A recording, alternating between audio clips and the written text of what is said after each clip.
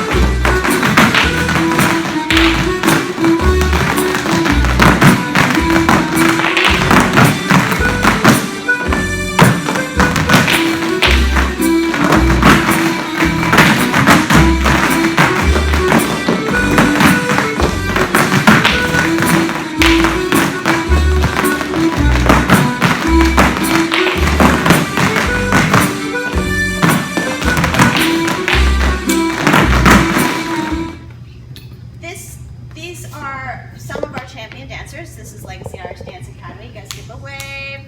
And a lot of these are also members of St. Johns County. So we have a lot of kids from Augustine and where else? Where are you Caroline.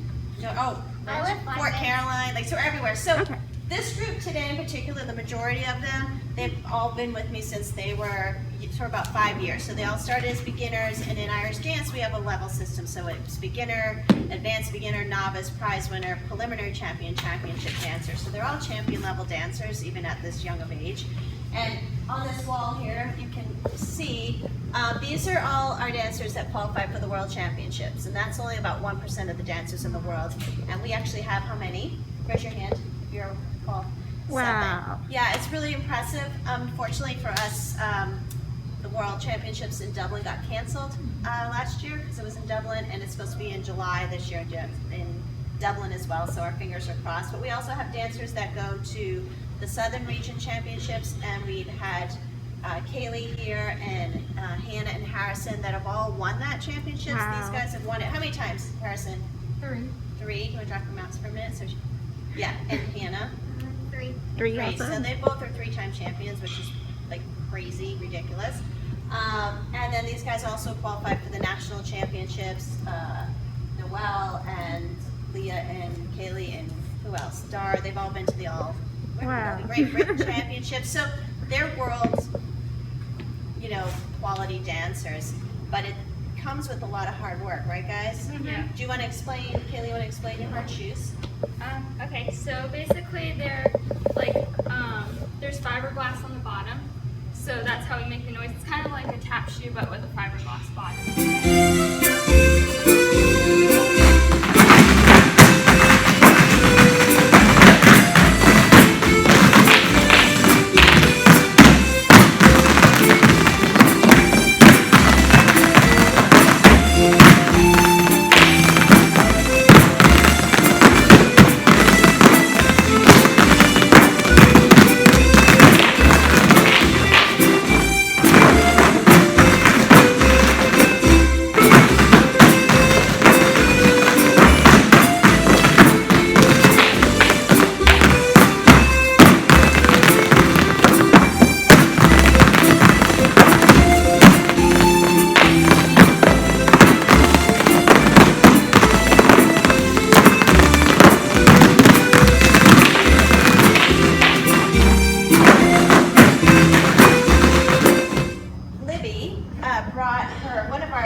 dance dresses. So in Irish dance, we have school dresses, and then we also have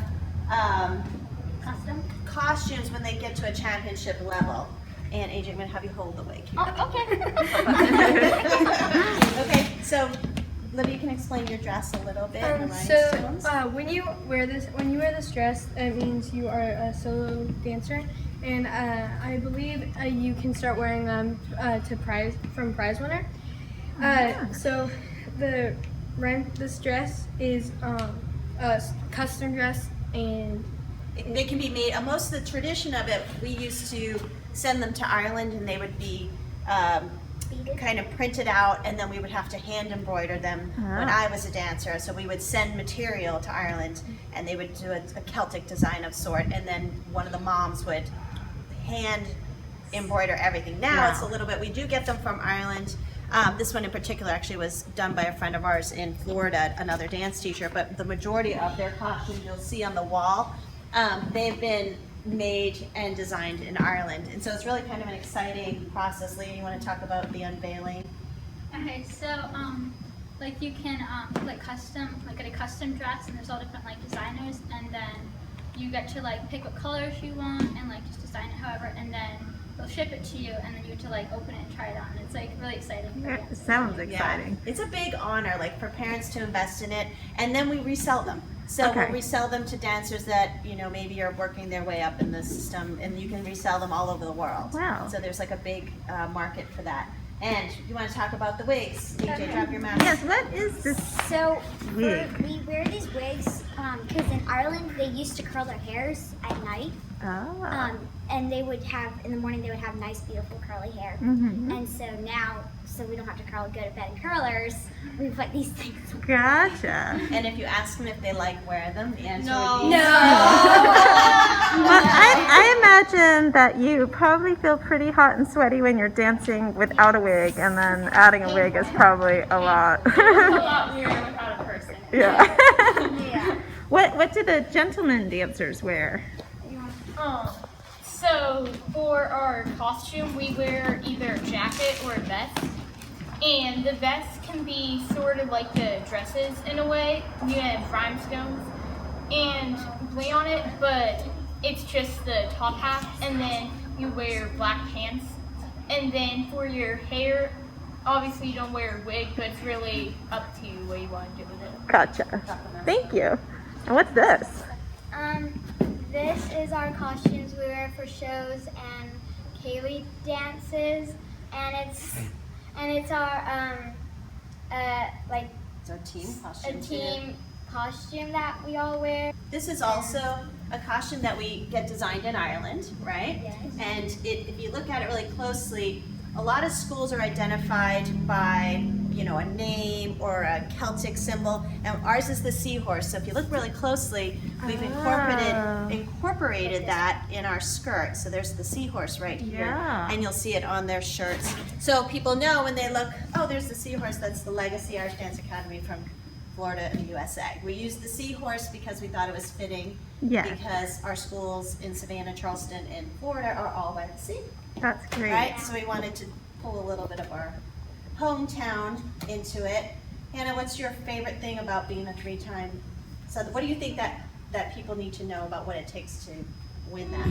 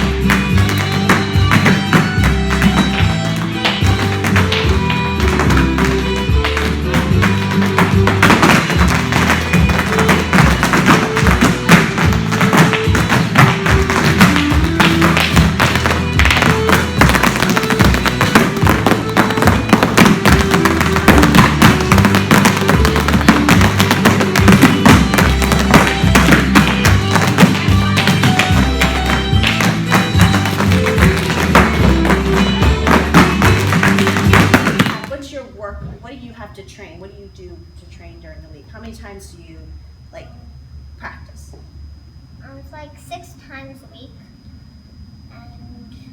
And Scarlett, what else? What do you guys do when you're not in the studio?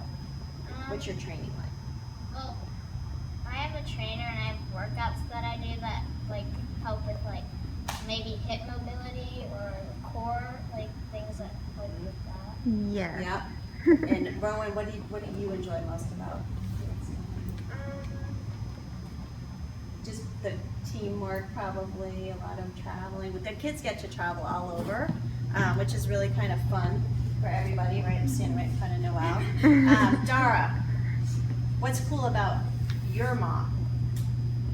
It's cool because like she knows how to like do wigs and stuff, and Yeah. like because she's a hairstylist. Oh, so your Yeah, mom so does the wigs? Her mom works with a company that helps dancers all over get them ready and the wigs and the whole bit. But her Ah. mom's also from Ireland, which is kind of fun. So Darrah gets a passing on that Irish history, right? Yeah. That's wonderful. Yeah. What else do you think you need to know about this crew?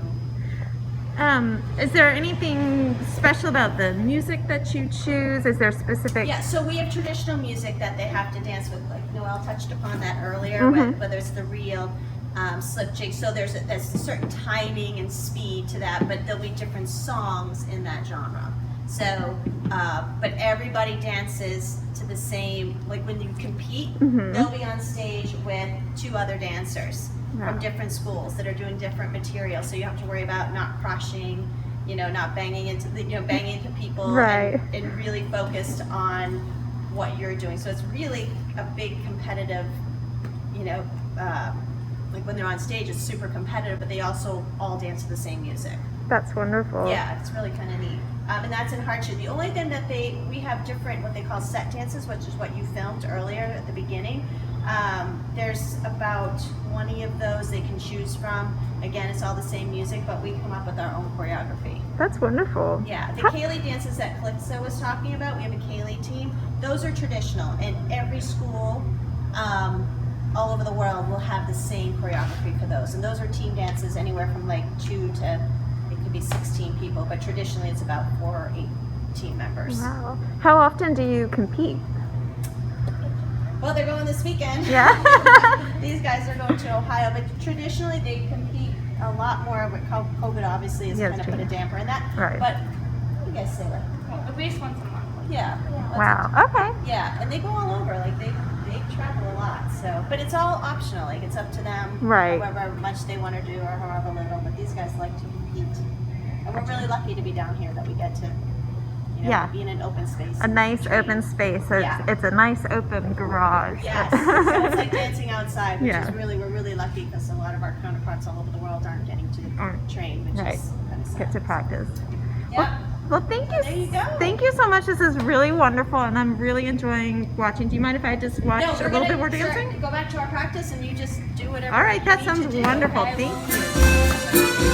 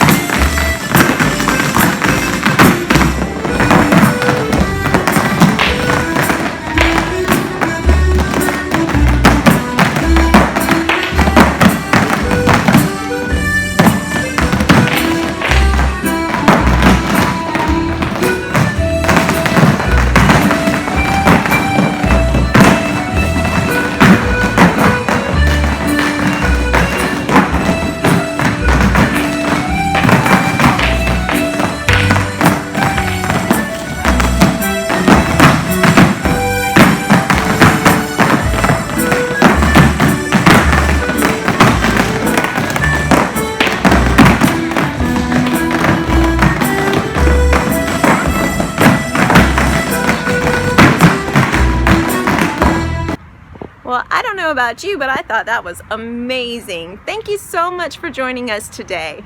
If you have any questions about anything else related to Irish culture, anybody at your local St. Johns County Public Library would be happy to help answer any questions. We can help you find all kinds of resources about Irish culture. Thank you again so much to Legacy Irish Dance Academy and Patty Darrah for meeting with me today, and we hope we see you soon at the library. Thanks so much. Have a great day.